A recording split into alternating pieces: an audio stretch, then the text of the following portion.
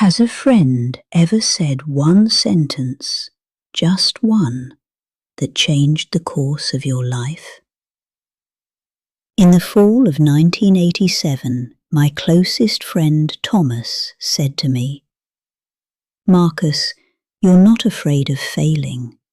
You're afraid of finding out you could have succeeded." He said it on the front steps of our apartment building on West 103rd Street in Manhattan, on an evening in October when the air had just turned cool and the ginkgo trees were dropping their leaves, and I have been thinking about that sentence for 36 years. It wasn't the most eloquent sentence I've ever heard. It wasn't beautifully constructed. It was simply true, and it arrived at the exact moment I was most ready to hear it. My name is Marcus Webb.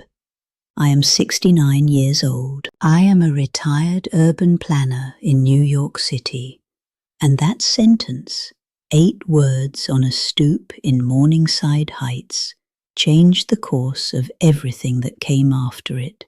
Not because it contained new information, but because it named precisely something I had been keeping carefully unnamed. Let me tell you what was going on when Thomas said it. I had been developing a proposal for 3 years, not drafting it exactly. I had drafts, multiple drafts, each one technically more refined than the last.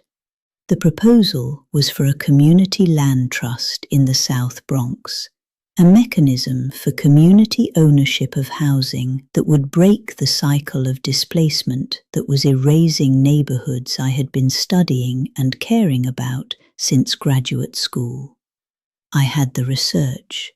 I had the relationships with community organizations in the Bronx.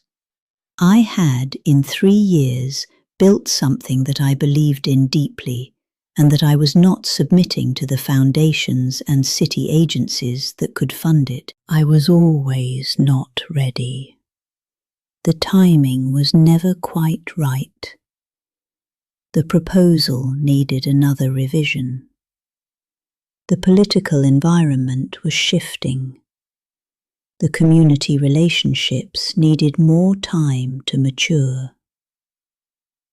I had a rotating inventory of reasons that I produced, to Thomas and to myself, with the fluency of genuine conviction, and without the awareness that what I was really producing was an increasingly sophisticated architecture of deferral. 3 years. Do you understand what 3 years of deferral looks like? What it costs? Thomas was 34, and he had known me since we were in graduate school together at Columbia, and he had been listening to the inventory of reasons for 3 years. He'd heard all the iterations. He'd watched me revise and refine and prepare and procrastinate. And he'd watched with the particular patience of a person who was beginning to reach the end of his patience. On those steps in October, he reached the end of it completely, and his patience was replaced by something more useful, which was the specific honesty of a person who knows you well enough to say the thing you're hiding from yourself. He said it. He said it, and then he was quiet and he let it sit. He didn't elaborate. He didn't ask me if I agreed. He just said it and walked inside and left me standing on those steps in the October dark, understanding that I had been seen. I said, "That doesn't make any sense." He said, "Think about it." I thought about it for 2 weeks. I thought about it in the shower. I thought about it at work. I thought about it lying awake at 3 in the morning. Here is what I arrived at, because I want to be as specific as Thomas was. Failure is, in a paradoxical way, safe. If I submitted the proposal and it was rejected, if the committee said it was insufficient, or the timing was wrong, or the approach was flawed, I would have information, painful information, but bounded. I could revise. I could resubmit. I could understand what didn't work and try to make it work better. The failure would not end the project. It would simply tell me what the next step was. But success, if I submitted the proposal and it was funded and implemented and changed the way housing worked in those neighborhoods, would reveal something I could not unknow. It would reveal that I had been capable of this, and not just capable for the 3 years I spent not submitting it. The success would arrive hand in hand with its retrospective, all the time lost to the protection of the uncertainty that preceded the attempt. I would have to face the years I had wasted being perfect instead of adequate, instead of done, instead of submitted. I would have to see that I had been choosing the safety of potential over the risk of actually being the person I claimed to be. This is the specific thing Thomas named. It is not a common diagnosis. We are familiar with the fear of failure. We talk about it constantly, counsel people through it, build frameworks for managing it. We have TED Talks and books and therapists dedicated to teaching people how to fail. But the fear of success, specifically the fear of the retrospective that success brings, the discovery of capacity that renders the years of deferral visible in their waste, is something we rarely name, and the not naming protects it. I submitted the proposal 6 weeks after Thomas said what he said. I submitted it because his sentence had named the thing, and named things cannot continue to function as they did when they were unnamed. Once I could see what I was actually doing, not perfecting the proposal, not waiting for better timing, but protecting myself from the discovery of my own capability, I could not do it anymore. The invisibility was the mechanism, and Thomas had taken the invisibility away. The proposal wasn't going to be better on round 4. It was going to be the same because it was already good. I needed to see that truth and stop pretending that the work of the waiting was the work of the improving.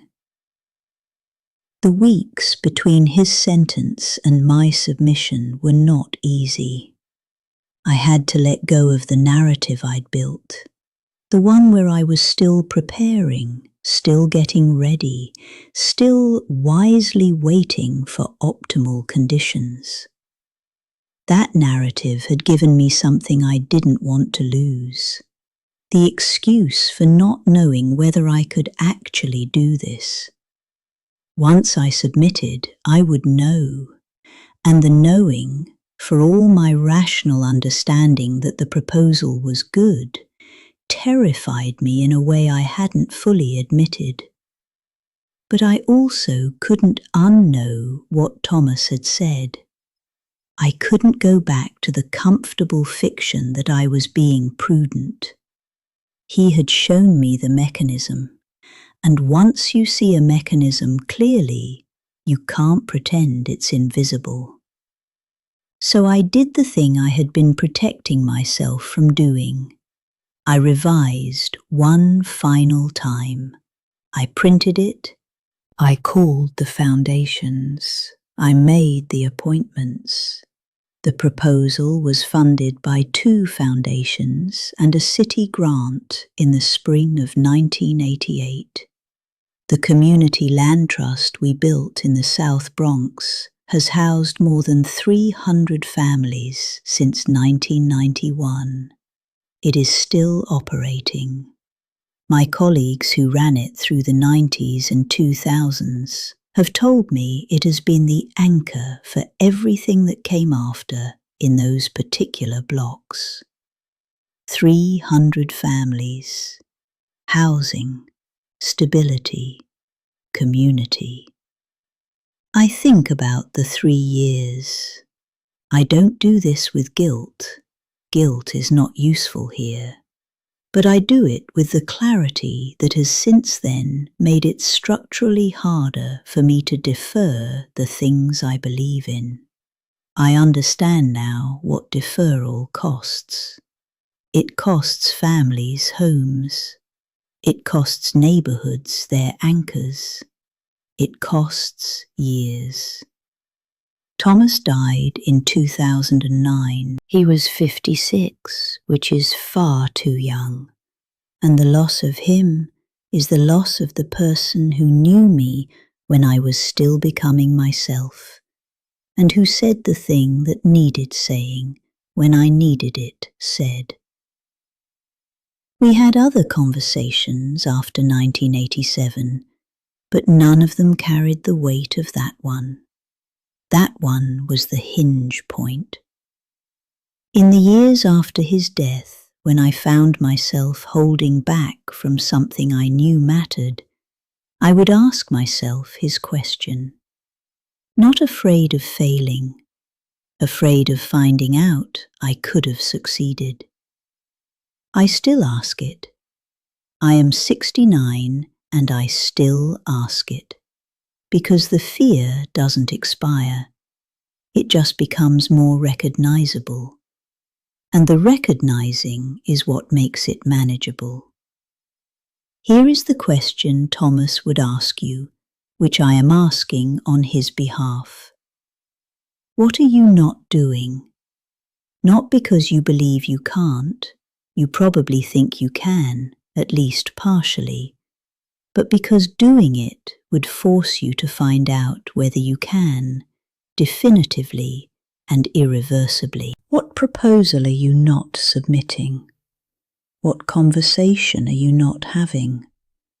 What version of yourself are you protecting from the discovery of its own capability?